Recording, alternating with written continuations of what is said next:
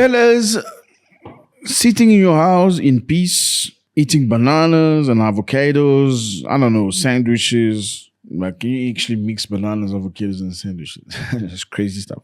Anyway, sitting in your home, watching Netflix and doing nothing is one of the most neglected, undergraded thing ever. Underrated, undervalued, and more. Life is not easy, fellas.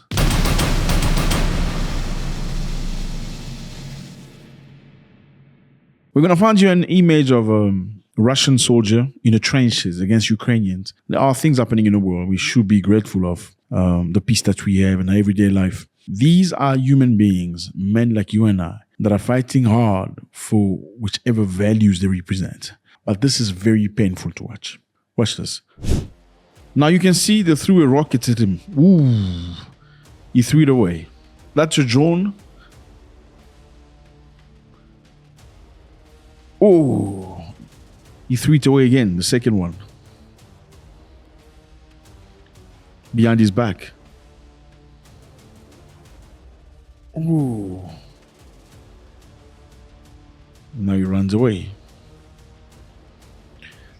So this is very interesting. You can see a Russian soldier in the trenches hiding from a drone. You know, they've probably been under a lot of fire and they've probably lost. I mean, if the drone can be on top of him, it means he doesn't have any support. So the drone can see in the trenches. Many years ago, during World War, especially one, people could hide behind the trenches. You go under the trench or inside the trench so that you can get protected from direct heat. You could run in the trench and stuff. But now, I think the trenches are going obsolete because now with the drone, they can actually just drop a rocket on you and poof.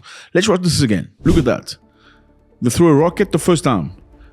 The man is injured. You see the explosion. Look here. Look behind his back. He's injured. There's blood. Oh, second explosion. He's very lucky.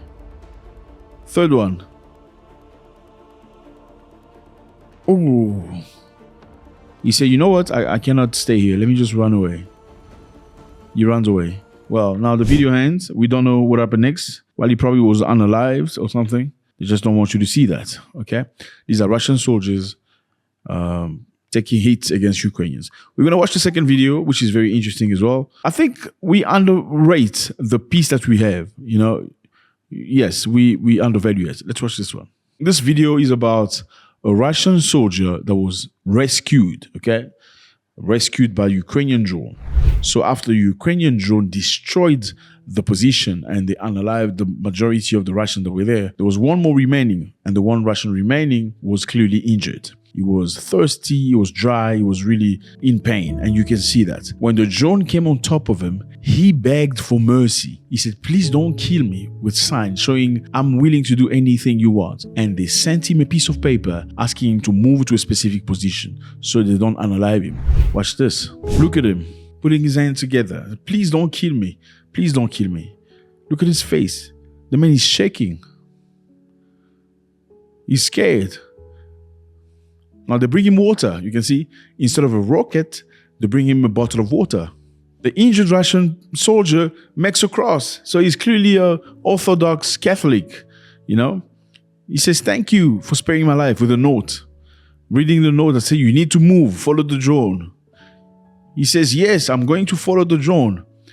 Now he's injecting himself with something, probably a painkiller or something. He must be in real pain.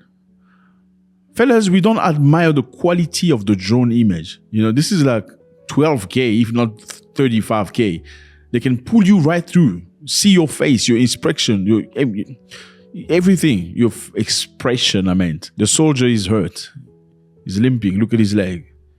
Yeah, probably got shot in the leg or something. You look at him fall. And it falls on the ground. You need a cigarette. You know, you need a piece of cigarette. I've never really smoked before, but I don't know how you feel when you need a piece of cigarette. Like, you get that. How is that? Only one thing can do that to me. It's not cigarette. You know what I mean? It's just amazing that you can say, please. And also, understanding of the drone operator saying, please, can I just take a break and have a cigarette? And say, okay, you can have a cigarette, you know? But then again, it's interesting. Let's go. Watch. Lighting up his cigarette. taking a puff. Look at him breathe. You know? Look at him breathe. The man is shook, is shaken.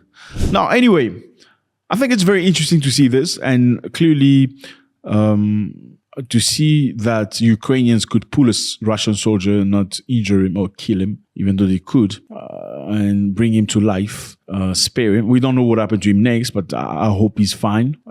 It's probably tells something about Ukrainians, or not. You never know. It could also just mean propaganda. Let me show you how we spare Russian soldiers by giving them water when they need water, letting them use painkillers so they feel better, and guiding them to safety. It could be either way, you know. Yes, this guy was spared, but are you telling me most of the Russians are spared? Even the one that comes say, sorry, please don't kill me?